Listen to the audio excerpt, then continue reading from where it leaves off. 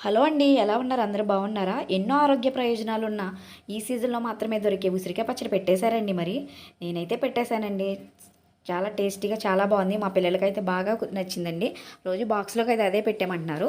చింతపండుతో కాకుండా నిమ్మకాయతో అయితే పెట్టానండి. అలాగే మా అత్తయ్య వాళ్ళని ఫోన్‌లోనే చూసి ఇంకా నేను కూడా కొన్ని కొన్ని మార్పులు చేసి పచ్చడి అయితే పెట్టేశాను. చాలా టేస్టీగా కుదిరిందండి. సింపుల్‌గా కూడా పెట్టేశాను. నార్మల్‌గా ఉసిరికాయ ఇస్తే పిల్లలైతే తినరు కదండీ! కానీ ఉసిరికాయ పలంగా పెట్టినా కూడా తినరని చెప్పేసి ముక్కల కింద చేసైతే పెట్టానండి. చాలా బాగా కుదిరింది. మా పిల్లలైతే ఇంకా ముక్కలైతే ఆవకాయ ముక్కలే తీసుకొనైతే తినేస్తున్నారు. అంత నచ్చింది వాళ్ళకి. పిల్లలు కూడా తినేలాగా అయితే పెట్టుకోవచ్చండి. నేనైతే అలాగే పెట్టేసాను. మీరైతే ఫుల్ వీడియో చూసేయండి.